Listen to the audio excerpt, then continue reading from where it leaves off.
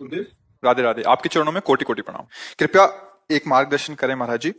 महाराज जी, मेरी वेदना यह है कि घरों में जैसे जैसे दीपावली की साफ सफाई होने लगती है तो लोग घरों में नई सजावट आदि करते हैं, किंतु घरों से देवी देवताओं की पुरानी या खंडित छवि, भगवान की पुरानी तस्वीरों को मंदिर से बाहर निकाल के पीपल आदि के पेड़ के आसपास रख देते हैं। वहां खुले में गंदगी में देवी देवताओं की छवि या तस्वीरों की दुर्दशा देखकर मन बहुत दुखी होता है। महाराज जी, इसमें समाज के लिए आपका हाँ एक निर्देश। हाँ, बिल्कुल।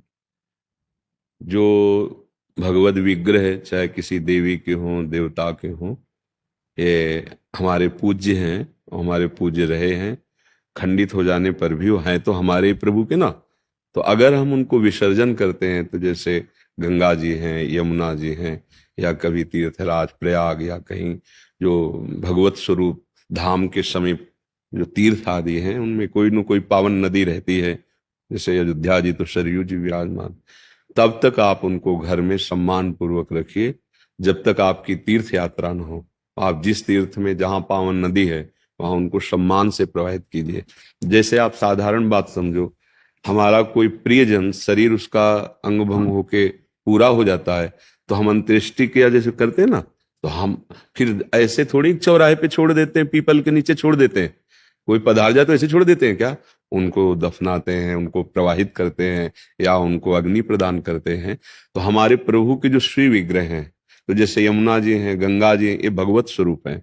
तो हम पुष्पमाला में ऐसे उनको आवेष्टित किया, नाव में बैठे और बीच में जाकर भगवत भाव से ऐसे उनको भी, ये हमारी पद्धति है। ऐसे जैसे मान लो लक्ष्मी जी, गणेश जी, देवी देवताओं की जो छवियां हैं वो खंडित हुई ऐसे और गंदगी पड़ रही, तो फिर आपके सुकृत नष्ट होंगे।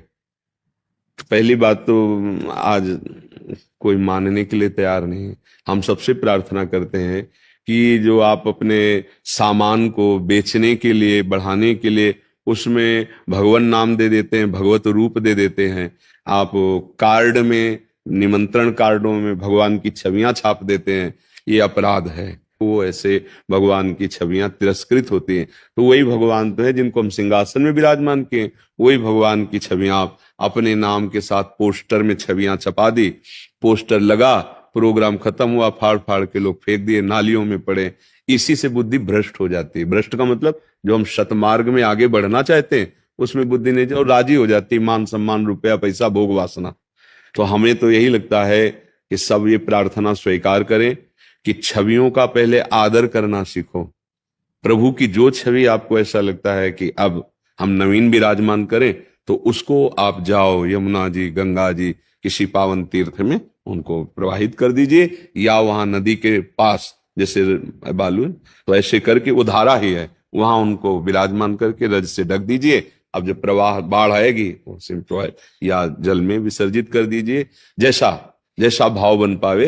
पवित्र कोई सरोवर है उसके आसपास उनको ऐसे, मतलब अब वो अब प्रगट में कोई जीव तिरस्कार करे, अब जैसे पशु कुत्ता उसको तो ज्ञान है नहीं ना, आप पीपल के समीप रख दिए हो तो वहां लघु शंका भी कर सकता है। और जब खंडित मूर्ति है तो आदर बुद्धि से कोई देखता नहीं है, तो ये सब ठीक नहीं है। बहुत सुंदर बात है, एक लोक समाज की व्यवस्था की पवित्रता के लिए, भाव शुद्धि के लिए बहुत सुंदर बात है।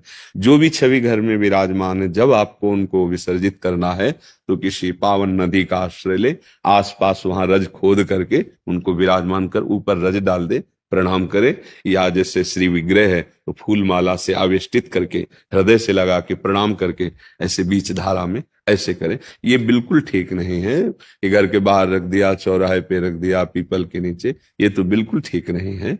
और इसका सुधार करें, नहीं तो बुद्धि गिर जाती है, अब बुद्धि अपवित्र हो जाती है। बुद्धि को अपवित्र होने में देर नहीं लगे। और अच्छा, ड्राइवर नशे में हो जाए ना तो पूरी गाड़ी चौपट हो जाती है। जिंदगी बहुत अमूल्य है और हमारी बुद्धि खराब होती चली जा रही है। बिल्कुल फ्री में प्राण दे रहे हैं लोग, फ्री में गाड़ियों को ऐसे चला रहे हैं, बिगड़ा बिलन मर गए। अब नशा पिए हैं, औरों को मारते हुए खुद मर, क्या हो रहा है? बुद्धि खराब हो रही ना। पूरा जीवन, इतना अमूल्य जीवन है मनुष्य जीवन, वो बुद्धि पवित्र नहीं इसलिए आपको नहीं लग रहा। एक एक सेकंड अमूल्य जीवन है।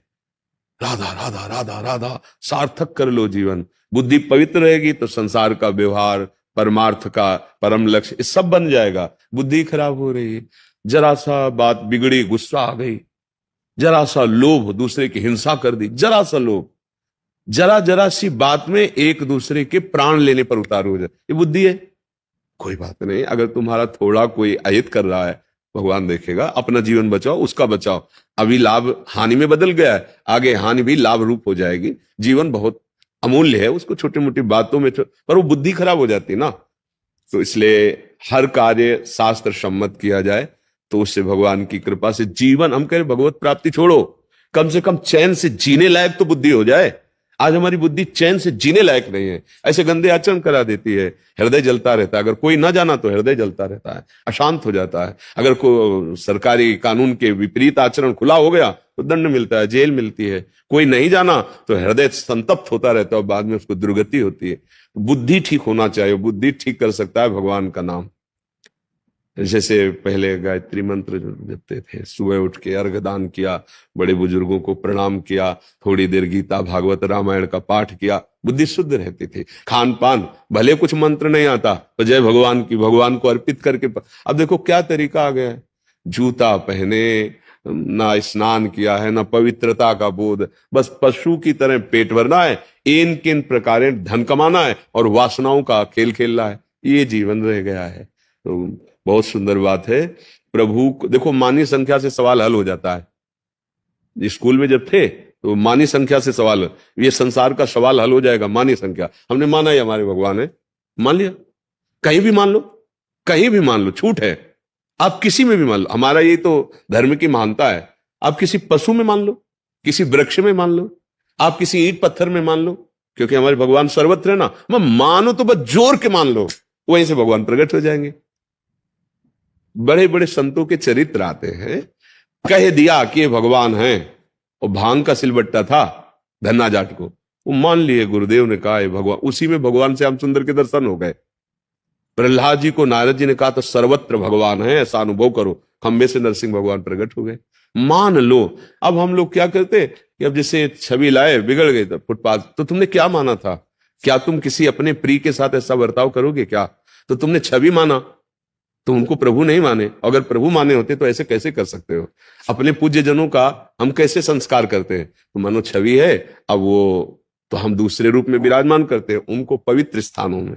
बुद्धि ठीक होनी चाहिए, नाम जप करो, और जो भी धर्म शास्त्र में वर्णन अक्षर अक्षर सत्य है, आपकी बुद्धि काम नहीं कर रही, इसलिए लगता है कि ये कैसे अक्षर अक्षर सत्य है, ये अनुभव की बात कह रहे हैं। जो शास्त्रों में लिखा है उसके विपरीत जरा भी, तो फिर वो गिरता चला जाता है। अब गिरा हुआ पुरुष जानता नहीं कि कहां गिर रहे हैं, जो चल रहा है उसको पता है कि यहां लड़खड़ा रहे हैं, यहां गिरना होता है।